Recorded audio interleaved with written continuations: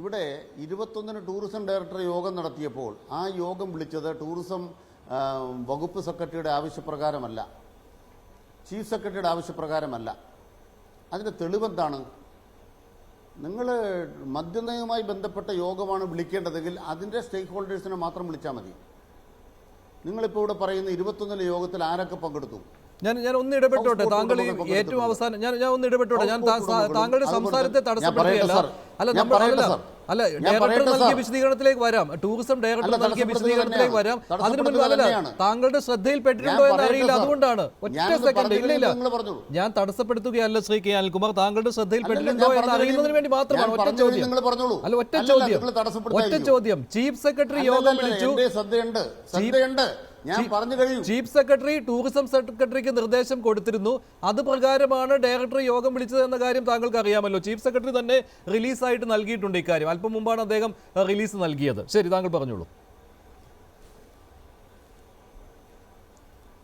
ഞാൻ പറയുന്ന കൃത്യമായ യോഗം എന്ന് പറയുന്നത് ചീഫ് സെക്രട്ടറി ഈ ടൂറിസം സെക്രട്ടറിക്കോ മറ്റേതെങ്കിലും സെക്രട്ടറിക്കോ നിർദ്ദേശം കൊടുത്തതിനെ കുറിച്ചല്ല ഞാൻ സംസാരിക്കുന്നത്.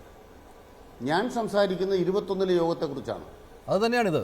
21-ലെ യോഗമാണല്ലോ നടന്നു കഴിഞ്ഞ യോഗം. അത് തന്നെയാണിത്. ഞാൻ പറയാം, 21-ലെ യോഗം നടന്നു കഴിഞ്ഞ യോഗമാണ്.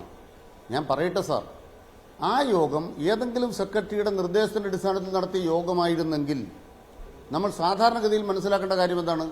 അതുമായി ബന്ധപ്പെട്ടവരെ മാത്രം വിളിച്ചാൽ മതി. ഇത് അതുമായി ബന്ധപ്പെട്ടവരെ മാത്രമല്ല വിളിച്ചിരിക്കുന്നത്. പിന്നെ ആരെയാണ് വിളിച്ചിരിക്കുന്നത്? കേരള ട്രാവൽ മാർട്ടിന്റെ ഭാരവാഹികളെ വിളിച്ചിരിക്കുകയാണ്. എന്താണ് അതിന്റെ പ്രധാനപ്പെട്ട കാരണം? അതുമായി ഏറ്റവും കൂടുതൽ ബന്ധപ്പെട്ടിരിക്കുന്നവരാണ് കേരള ട്രാവൽ മാർട്ട് സൊസൈറ്റി. ഏറ്റവും കൂടുതൽ ബന്ധപ്പെട്ടിരിക്കുന്ന ആളുകളാണ് കേരള ട്രാവൽ മാർട്ട് സൊസൈറ്റി. അതല്ലെങ്കിൽ അതിന്റെ പ്രസിഡന്റിനെ താങ്കൾക്ക് നേരിട്ട് വിളിച്ച് ചോദിക്കാം. ഞാൻ പറയട്ടെ സാർ, ട്രാവൽ മാർട്ട് സൊസൈറ്റിക്കാർ എത്ര ബാർ ഹോട്ടൽ നടത്തുന്നുണ്ട്? അങ്ങനെയല്ല സാർ, തീരെ വിവരമില്ലാത്തൊരു കാര്യമാണ്. കേരള ട്രാവൽ മാർട്ട് സൊസൈറ്റിയുടെ ഏറ്റവും പ്രധാനപ്പെട്ട ഒരു ആവശ്യമാണ് ഡ്രൈ ഡേ ഒഴിവാക്കണം എന്നുള്ളത്. ടൂറിസം വികസനം വേണം എന്നുള്ള കാര്യത്തിൽ നമ്പർ 1 ഏറ്റവും വലിയ ആവശ്യം ഉന്നയിക്കുന്നവരാണ് കേരള ട്രാവൽ മാർട്ട് സൊസൈറ്റി. ഈ ട്രാവൽ മാർട്ട് സൊസൈറ്റിയിൽ ഈ ഹോട്ടൽ ഉടമകളും ഉൾപ്പെടുന്നുണ്ട് സാർ.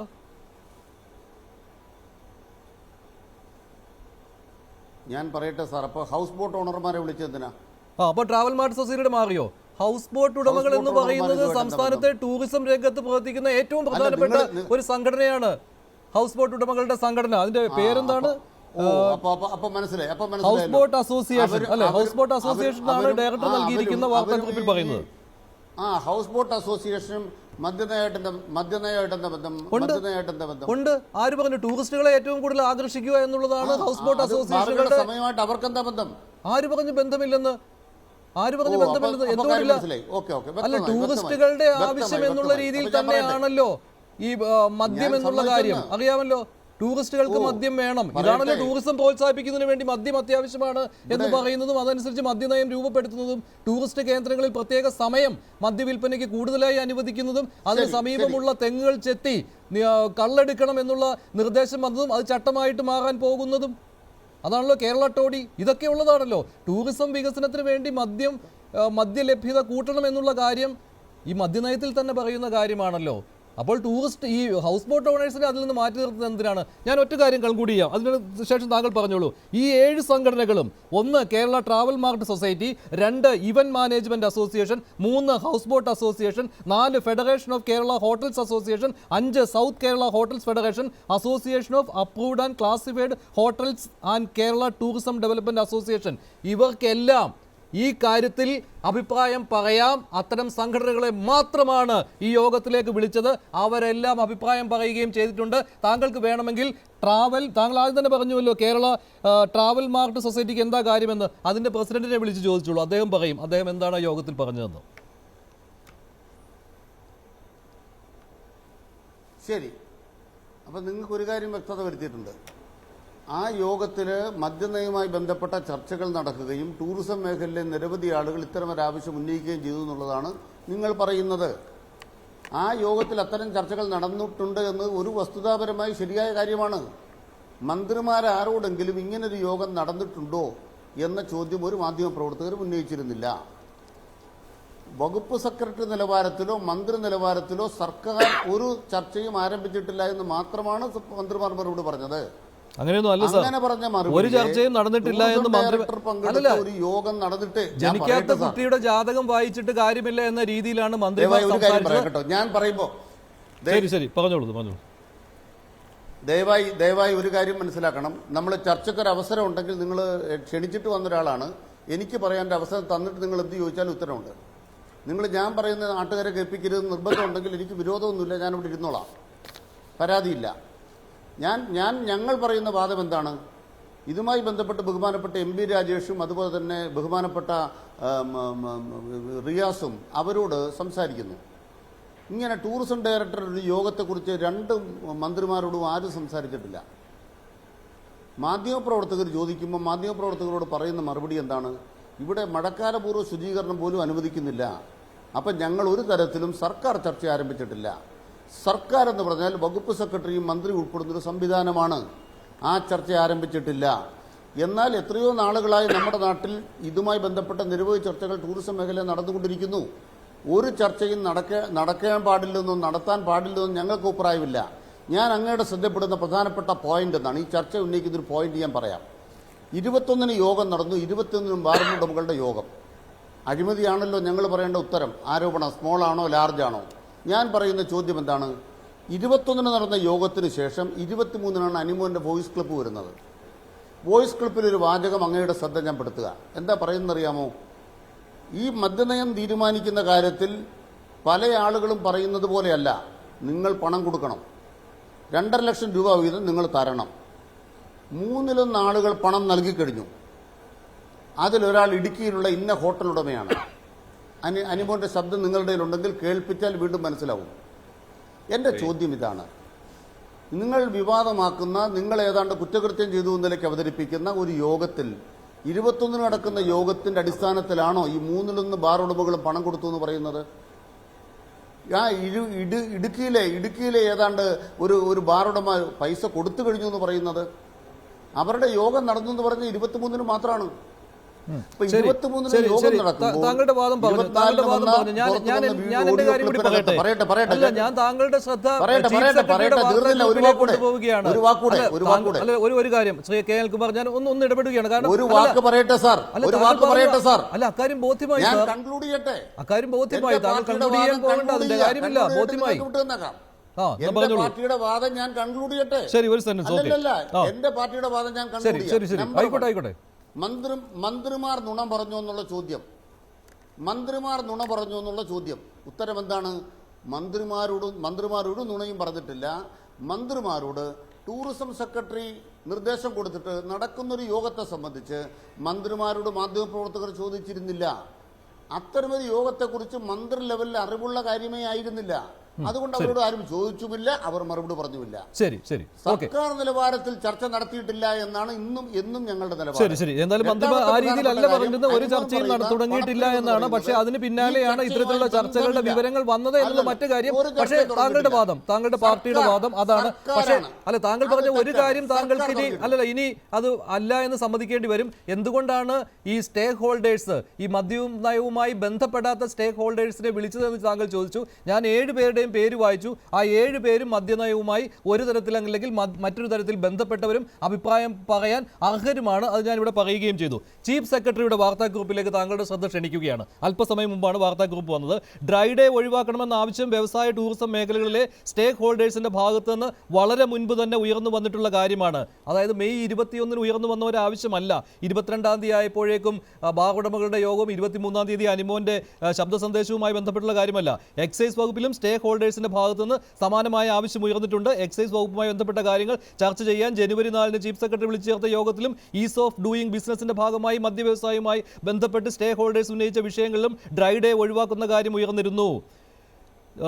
റിപ്പോർട്ട് സമർപ്പിക്കുന്നതിന് സെക്രട്ടറിമാരുടെ പ്രതിമാസ യോഗത്തിൽ ചീഫ് സെക്രട്ടറി നിർദ്ദേശങ്ങൾ നൽകിയത് ഉദ്യോഗസ്ഥർ നിർവഹിക്കേണ്ട കടമയുടെ ഭാഗമാണ്, ഇത് പതിവായി നടക്കുന്നതുമാണ്. അതായത് ചീഫ് സെക്രട്ടറി നിർദ്ദേശം നൽകിയിരുന്നു സെക്രട്ടറിമാരോട് ഇതുമായിട്ട് ബന്ധപ്പെട്ട നിർദ്ദേശങ്ങൾ നൽകാൻ. അതിന്റെ ഭാഗമായി ടൂറിസം വകുപ്പിലും അത്തരം ചർച്ച നടന്നു.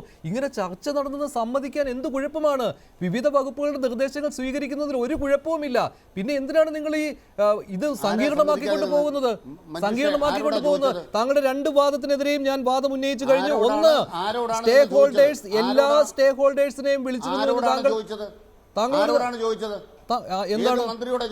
എന്താണ് മന്ത്രിയോടല്ലോ സാർ, ഈ മന്ത്രിതലത്തിലാണ് ചർച്ച നടന്നതെന്ന് ആരോട് എപ്പോൾ പറഞ്ഞു? ഉദ്യോഗസ്ഥരെ ചർച്ച നടന്നിട്ടാണ് അവസാനം മന്ത്രിതല ചർച്ചകളും ഏറ്റവും ഒടുവിൽ രാഷ്ട്രീയ തീരുമാനവും ഉണ്ടാകുന്നത് സാർ. ചർച്ച ചെയ്യുമെന്ന് ചീഫ് സെക്രട്ടറി പറഞ്ഞത്. ചീഫ് സെക്രട്ടറിക്ക് ഒരു അധികാരവും ഇവിടെ ഇല്ല. ഔദ്യോഗികമായി സർക്കാർ നിലവാരത്തിൽ ചർച്ച ചെയ്തിട്ടില്ല. ചീഫ് സെക്രട്ടറി സർക്കാരിന്റെ ഭാഗമല്ലേ? ഡയറക്ടർമാരല്ല, ടൂറിസം ഡയറക്ടർ അല്ല സർക്കാർ. അത് അദ്ദേഹത്തിന് പറയാൻ അവകാശമുണ്ട്. താങ്കൾ ആദ്യം പറഞ്ഞു ടൂറിസം ഡയറക്ടർ മാത്രം ചർച്ച ചെയ്തിട്ട് കാര്യമില്ല എന്ന് പറഞ്ഞു. അത് പല CPM നേതാക്കളും അത് പറയുന്നുണ്ടായിരുന്നു. ഞാൻ പറഞ്ഞു ടൂറിസം ഡയറക്ടർ അല്ല, ടൂറിസം സെക്രട്ടറി തന്നെ ചർച്ച ചെയ്തു, ചീഫ് സെക്രട്ടറി തന്നെ ചർച്ച ചെയ്തു, ചീഫ് സെക്രട്ടറിയെ സമ്മതിക്കുകയും ചെയ്തു. എന്നിട്ട് പറയുമാണ് മന്ത്രിമാർ ചർച്ച ചെയ്തിട്ടില്ല എന്ന്. അതായത് ഇതെല്ലാം ബാഹുടമകൾ അറിയുന്നുണ്ട് സാർ. മന്ത്രിമാരിലേക്കും രാഷ്ട്രീയ തീരുമാനത്തിലേക്കും വരുന്നതിന് മുൻപ് കൊടുക്കേണ്ടവർക്ക് കൊടുക്കണം എന്നുള്ള കാര്യം ഈ ബാഹുടമകൾക്ക് അറിയാം. അത് UDF-ന്റെ കാലത്താണെങ്കിലും LDF-ന്റെ കാലത്താണെങ്കിലും അത് ബാഹുടമകൾ ആ യോഗത്തിൽ പറഞ്ഞു. അത്രയേ ഉള്ളൂ, സിമ്പിൾ. അതാണ് സ്മോൾ ആണോ ഇടപാടെന്ന് ചോദിച്ചത്. ശ്രീ ജ്യോതികുമാർ ചാമക്കാല, മന്ത്രിതലത്തിൽ ഒരു ചർച്ച നടന്നിട്ടില്ല, ഇതാണ് മന്ത്രിമാർ പറഞ്ഞത് എന്നാണ് ശ്രീ K. അനിൽകുമാർ പറയുന്നത്. താങ്കളുടെ വാദം അല്ല, മന്ത്രിതലത്തിൽ ചർച്ച നടന്നില്ല, ഞാൻ സമ്മതിച്ചു സാർ. മന്ത്രിതലത്തിൽ ചർച്ച നടന്നില്ല, ഞാൻ സമ്മതിച്ചു. ശ്രീ ജ്യോതികുമാർ ചാമക്കാല പറയട്ടെ. നിങ്ങൾ പറഞ്ഞ ആക്ഷേപമല്ല.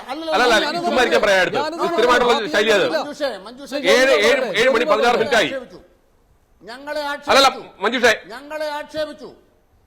ഒരു മര്യാദ കാണിക്കട്ടെ ചർച്ചയിൽ ഇവിടെ സമയം 7:16 കഴിഞ്ഞിരിക്കുന്നു. ഇതിന് തത്തുല്യമായ സമയം എനിക്ക് ലഭിക്കണം. ഞാൻ സംസാരിക്കും. ഞങ്ങളെ ആക്ഷേപിച്ചു. ഇല്ല, ഞാൻ ആക്ഷേപിച്ചില്ല. ശ്രീ ജ്യോതികുമാർ പറയൂ. താങ്കളുടെ അടുത്ത അവസരത്തിൽ പറയുന്നേ, താങ്കൾക്ക് മാത്രം സംസാരിച്ചാൽ മതിയോ? ശ്രീ K. അനിൽകുമാർ താങ്കളെ ഒരു ആക്ഷേപിച്ചിട്ടില്ല. ഞങ്ങളെ അപമാനിച്ചു മഞ്ജുഷ്. എന്ത് അപമാനിച്ചു? പറഞ്ഞു മഞ്ജുഷ് അപമാനിച്ചു. ഞാൻ പറയാം. ഇവിടെ എന്താ പ്രശ്നം? ഞാൻ പറയാം. നിങ്ങൾക്ക് ആളാണോ ലാർജ് ആണോ? ഞാൻ പറയട്ടെ. കേരളത്തിലെ ജനങ്ങൾക്കറിയാം ഒരു കോടി എന്ന് പറയുന്ന ആ ആരോപണം കഴിഞ്ഞ് 8 വർഷം കഴിഞ്ഞിട്ട് ആ മൈക്കിൽ സ്ഥിരം ശൈലിയായത് കേസുമായി ബന്ധപ്പെട്ട് എല്ലാ ദിവസവും താങ്കൾക്ക് സമയം കിട്ടിയിരിക്കും. ജ്യോതികുമാർ ഒന്ന് പറഞ്ഞു തുടങ്ങട്ടെ. ശരി. ഞാൻ വാചകത്തിന് മേലെ കളവ് പറഞ്ഞൊളിച്ചു പോകരുത്. ഏത് കളവ്? വാചകത്തിന് മേലെ ഞങ്ങളെ ആക്ഷേപിച്ചൊളിച്ചു പോകരുത്. മഞ്ജുഷോട് ഞാൻ പറയാം. താങ്കളുടെ അവസരത്തിൽ പറയാം. താങ്കൾ മര്യാദ കാണിക്കും. സർക്കാരിന്റെ കാലത്ത് ഞാൻ ചാമക്കാല ചർച്ചയ്ക്ക് വിളിച്ചിട്ട് വന്നല്ല. ഈ സർക്കാരിന്റെ കാലത്ത് എന്താണെന്നാണ് വിളിച്ചിട്ട് വന്നല്ല. അല്ല, ഈ സർക്കാർ പറഞ്ഞ അപമാനം എന്താണ്? സർക്കാരിന്റെ കാലത്ത് ഞാൻ പറഞ്ഞ ശേഷമേ താങ്കൾ സംസാരിക്കാൻ അവസരമുള്ളൂ. ഞാൻ എന്ത് സംസാരിക്കണം ഞാൻ തീരുമാനിക്കും. ഞാൻ സംസാരിക്കുന്നത് ഊഴമാണ്. ഞാൻ സംസാരിച്ചതിന് ശേഷം മര്യാദകൾ പറയേണ്ടി വരും. ശരി, മഞ്ജുഷുമായിട്ടാണ് ഞാൻ പറയുന്നത്. നോ അല്ല, താങ്കൾക്ക് പറയാനുള്ള ഈ സർക്കാരാണ് ഞാൻ തർക്കിക്കുന്നത്. മഞ്ജുഷുമായിട്ട് പറയാനുള്ള താങ്കളുടെ അവസരം കഴിഞ്ഞേ. മഞ്ജുഷ് പറഞ്ഞ താങ്കളുടെ അവസരം കഴിഞ്ഞത് പറഞ്ഞ എത്ര നേരമായി? താങ്കൾ സ്ഥിരമായി വന്നിരുന്ന ഈ ചർച്ച നിൽക്കലേ ഇന്നലെ ഇത് തന്നെയാണ് താങ്കളുടെ അവസ്ഥ. UDF സർക്കാരിനെ പോലെ അല്ലല്ലോ കഴിഞ്ഞിട്ട് ഇത് പറഞ്ഞ ഇറങ്ങിപ്പോ പോയി കേസ് കൊടു. UDF സർക്കാരിനെ പോലെ LDF സർക്കാരിന്റെ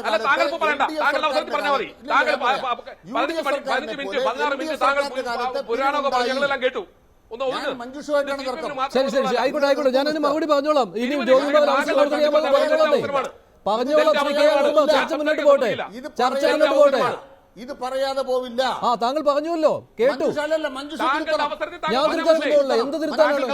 ഞാൻ LDF സർക്കാരിന്റെ കാലത്ത് LDF സർക്കാരിന്റെ കാലത്ത് കോഴ ഇടപാട് നടന്നു എന്ന് ഞാൻ പറഞ്ഞിട്ടില്ല. അതിനെക്കുറിച്ച് ചർച്ചകളാണ് നമ്മൾ നടത്തുന്നത്. താങ്കൾ വെറുതെ ആവശ്യമില്ലാത്ത കാര്യം ഞാൻ പിടിക്കാതെ. ശരി, മര്യാദകളാണ്. ഞാൻ പറഞ്ഞ ബാർ ഉടമകൾക്ക് അറിയാം, ബാർ ഉടമകൾക്ക് അറിയാം കൊടുക്കേണ്ടടുത്ത് കൊടുത്താൽ മാത്രമേ കാര്യങ്ങൾ നടക്കൂ എന്നുള്ളത്. അതാണ് ഞാൻ പറഞ്ഞത്. ഏത് സർക്കാരിന്റെ കാലത്താണെങ്കിലും കൊടുക്കേണ്ടടുത്ത് കൊടുക്കണം, എന്നാലേ കാര്യം നടക്കൂ എന്ന് ബാർ ഉടമകൾക്ക് അറിയാമെന്നാണ്. അല്ലെങ്കിൽ താമസിച്ചാലും പിടിക്കണ്ട. ശ്രീ ജ്യോതികുമാർ ചാമക്കാല. ആ ശരി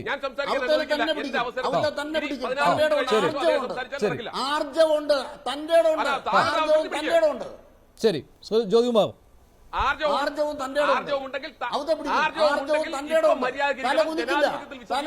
ശരി ശരി ശരി അനിൽ ശരി ജ്യോതികുമാർ ആയിക്കോട്ടെ. ശ്രീ ജ്യോതികുമാർ ശരി ശരി ആയിക്കോട്ടെ. പിടിച്ച് അങ്ങനെയാണെങ്കിൽ അവരെ കയ്യാമം വെച്ച് കാണിക്കണം. ശ്രീ ജ്യോതികുമാർ ചാമക്കാല. അവരെയൊന്നുമല്ല, നിങ്ങളെയാണ് ശരി ശരി ശരി ശ്രീ ജ്യോതികുമാർ ചാമക്കാല. ആയിക്കോട്ടെ ജ്യോതികുമാർ. കേസൊന്നും കൊടുക്കാൻ സൗകര്യപ്പെടില്ലേ, പറഞ്ഞു പോകാൻ തന്നെ തീരുമാനിച്ചു.